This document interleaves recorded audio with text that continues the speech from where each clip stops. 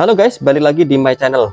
Kali ini kita mau kasih cerita nih, satu kasus yang gak kalah menyeramkan dari kasus-kasus sebelumnya, yaitu kasus pembunuhan yang menimpa dua orang mahasiswa dari salah satu universitas terbesar yang ada di Indonesia.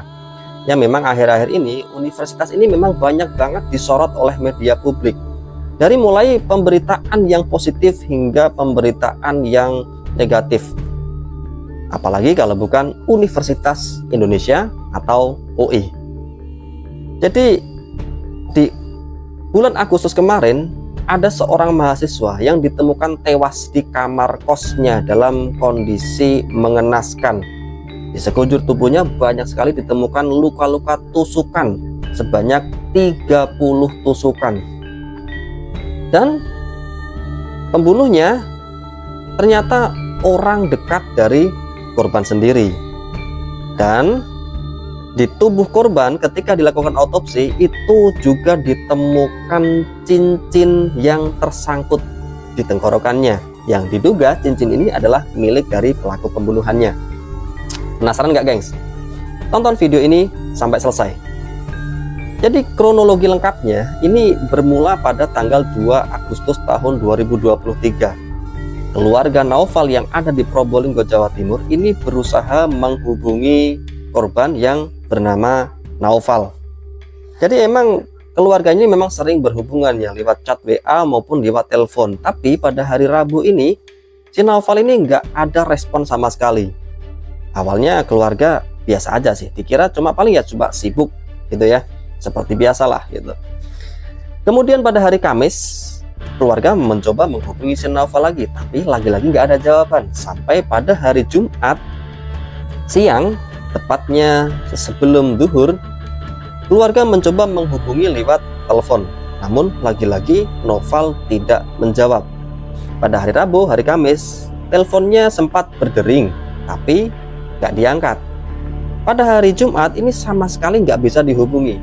Nah, karena keluarga ini merasa ada yang janggal dengan si Naufal ini, karena nggak biasanya dia nggak angkat telepon. Jadi kalau misalnya dia pun nggak angkat telepon, biasanya pun dia setelah sibuk, mungkin dia biasanya ya menghubungi kembali ke keluarganya, tapi ini sama sekali nggak ada respon. Sampai akhirnya keluarga pun pada hari Jumat itu meminta kepada paman Naufal yang kebetulan rumahnya nggak jauh dari tempat kos milik Naufal. Nah, paman ini diminta oleh pihak keluarga untuk mengecek keberadaan Naufal di tempat kosnya. Dan bener nih, paman korban langsung meluncur menuju tempat kos si Naufal. Ketika sampai di tempat kos, paman korban ini nggak bisa langsung masuk, karena ketika dia sampai di depan pintu kos milik Naufal, paman ini nggak bisa buka pintu karena posisi pintunya dalam keadaan terkunci. Akhirnya paman Naufal meminta kepada pemilik kos untuk membuka pintu milik Naufal ini menggunakan kunci cadangan. Dan bener gengs, ketika pintunya dibuka, pemilik kos dan paman dari Naufal ini bener-bener kaget, karena kondisi kamarnya itu gelap, namun di situ banyak sekali barang-barang berserakan. Jadi kacau nih, kayak habis dipakai untuk berantem. Di situ ada juga beberapa bercak darah yang bekas-bekas bercak yang habis dibersihin, tapi ada yang masih tersisa di situ. Dan juga anehnya di situ juga ada kapur barus yang berceceran. Setelah paman korban merasa curiga, akhirnya paman korban ini berusaha menyisir kamar kos. Siapa tahu dia menemukan keponakannya. Namun si paman korban sempat putus asa karena dia cari di kamar, dia cari di dapur, si korban ini nggak ada. Sampai akhirnya ketika paman korban ini mau keluar dari kamar, dia tiba-tiba melihat ada plastik, sepotong plastik yang terlihat nongol dari bawah tempat tidur. Ketika paman korban ini berusaha mengeluarkan plastik tersebut, ternyata plastik itu benar-benar berukuran besar. Dan ketika paman korban dan pemilik kos membuka isi dari plastik tersebut, betapa kagetnya nih gengs, ternyata keponakannya itu mati dalam keadaan terbungkus plastik hitam tersebut dengan kondisi yang mengenaskan. Jasadnya nyaris membusuk dan di sekujur tubuh korban ini banyak sekali ditemukan luka-luka kayak bekas tusukan pisau.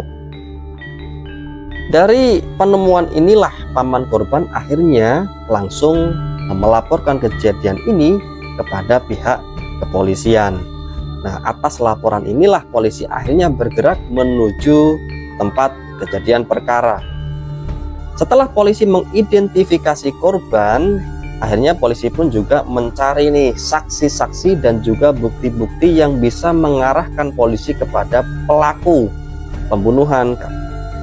Akhirnya pun polisi menemukan satu titik terang bahwa di sini polisi juga memeriksa CCTV keberadaan dari si Naufal ini. Terakhir dia itu bersama dengan seseorang yang bernama Altaf, yang ternyata Altaf ini adalah seniornya yang ada di kampus. Berbekal dari keterangan para saksi dan juga bukti dari rekaman CCTV, akhirnya pun polisi bergerak menuju ke kontrakan milik Altaf yang jaraknya nggak jauh, cuma 1,4 km dari tempat kos Naufal. Nggak butuh waktu lama gengs, hanya 3 jam polisi pun akhirnya meringkus si Altaf ini. Dan bener gengs, akhirnya Altaf pun nggak bisa mengelak, dia mengakui bahwa dia yang telah membunuh si Naufal. Setelah Altaf ini ditangkap, akhirnya polisi pun melakukan interogasi, dan setelah diinterogasi Naufal pun segera diajukan untuk melakukan reka ulang adegan pembunuhannya. Nah, dari reka ulang adegan inilah ditemukan banyak sekali fakta-fakta mengejutkan yang terjadi di kasus pembunuhan ini. Jadi ini kronologi lengkapnya nih gengs. Jadi si Naufal dan Altaf ini keduanya itu memang ya teman dekat.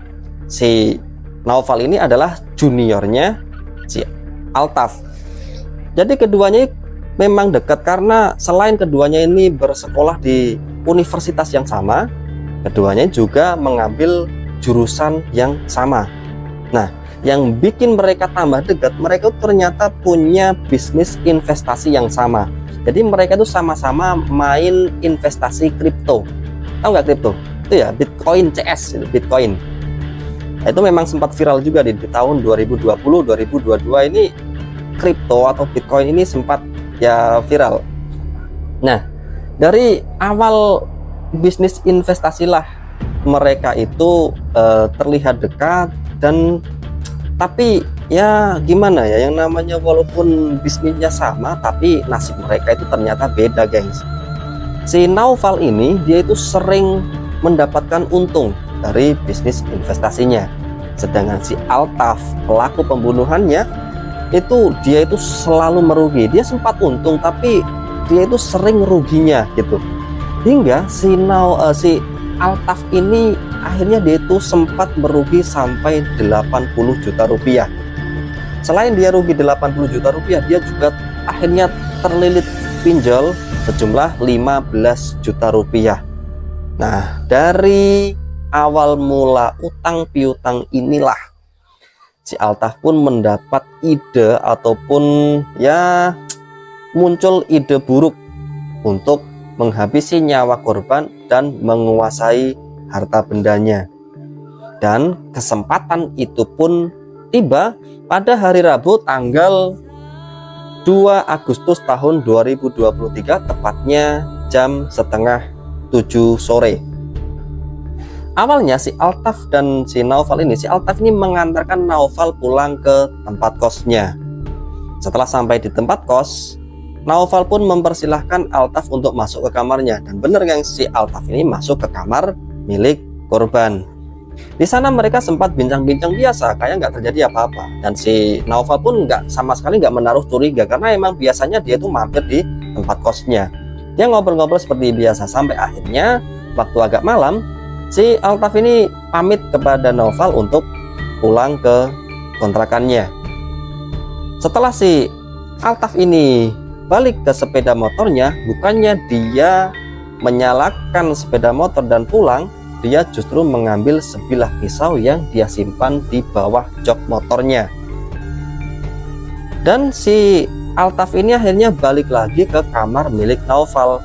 Ketika dia masuk ke kamar, tanpa basa-basi gengs, si Altaf langsung menikam dada korban hingga si korban ini terbentur ke dinding. Korban pun berusaha melawan nih, tapi karena dia juga mendapat luka tusukan, dia pun kalah energi dari si Altaf, hingga akhirnya Altaf melakukan tusukan kedua ke arah perut korban, hingga akhirnya korban pun jatuh di lantai. Nah, ketika korban ini jatuh di lantai, korban berusaha berteriak. Karena korban berteriak, pelaku akhirnya menyumpal mulut korban menggunakan jari-jarinya. Nah, ketika jari ini dimasukin ke mulut dari korban, si korban berusaha menggigit jari-jari milik pelaku, hingga jari pelaku ini sempat terluka dan cincin dari pelaku ini sempat digigit oleh korban, dan cincinnya ini sempat ketelan gitu, ditelan dan nyangkut di kerongkongan korban. Dan cincin ini baru ditemukan ketika proses korban ini diotopsi oleh pihak kepolisian. Karena korban ini mendapat luka yang cukup parah dan juga ketika melawan pun dia juga nggak berdaya, terus jadi pelaku ini secara membabi buta terus menusuk korban. Selain dia menyumpal mulut korban memakai jarinya, dia juga menikam leher korban sampai beberapa kali. Dan di dalam rekonstruksi ini ditemukan fakta bahwa pelaku menusuk korban sebanyak 30 kali. Serem ya.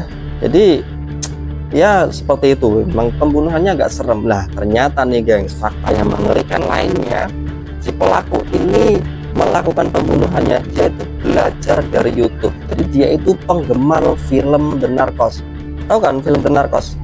Film yang bercerita tentang kartel narkoba yang ada di Kolombia.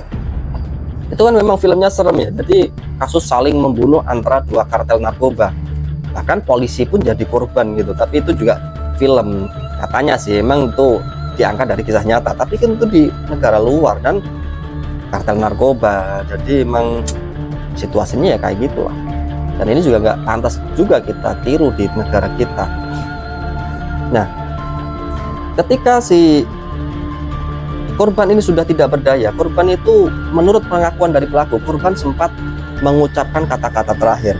Ketika korban ini hendak menghembuskan nafas yang terakhir, korban sempat mengatakan kalimat maaf dan terima kasih. Tapi maksudnya apa? Ini nggak ada yang tahu ya. Tapi menurut keterangan pelaku, korban ini sempat mengucapkan dua kata itu. Sampai akhirnya pun korban dinyatakan tewas oleh pelaku karena memang sudah nggak bernafas. Kemudian si pelaku ini mengambil karung plastik berwarna hitam yang menurut keterangannya ini memang udah disiapin. Jadi memang kelihatannya pembunuhannya ini memang pembunuhan yang udah direncanakan. Karena juga pisaunya itu dia udah pisau lipat yang dipakai untuk membunuh korban udah dia simpan di jok motornya. Ketika si pelaku ini mengambil plastik yang ada di dapur, kemudian pelaku memasukkan korban tersebut ke dalam plastik. Kemudian pelaku menutup plastik tersebut dengan cara diikat, kemudian mengangkat kasur, kemudian memasukkan jasad korban yang sudah terkurung oleh plastik hitam tersebut ke bawah kolong tempat tidur. Kemudian untuk menghilangkan bau amis, dia itu juga sempat membuang ataupun menyebar kapur barus di seluruh ruangan kos tersebut agar baunya gak keluar. Dan ternyata itu berhasil, gengs. Sampai 3 hari nggak ada yang curiga sama sekali. Jadi seisi kos itu nggak ada yang curiga sama sekali, karena memang di situ udah disebarin kapur barus. Jadi nggak ada bau-bau yang menyengat yang keluar dari kamar kos. Setelah pelaku pun membunuh korban, pelaku akhirnya mengambil MacBook milik korban dan juga handphone yang rencananya dia mau jual untuk membantu melunasi hutang-hutangnya. Tapi apes, sebelum barang-barang ini dijual, dia keburu diciduk oleh petugas kepolisian. Atas dasar perbuatannya, si Altaf ini terancam hukuman mati atau hukuman kurungan seumur hidup, dan paling ringan adalah hukuman 20 tahun penjara. Menurut kalian nih gengs, paling cocok dihukum yang mana dari ketiga hukuman itu? Gua tunggu jawaban kalian di kolom komentar.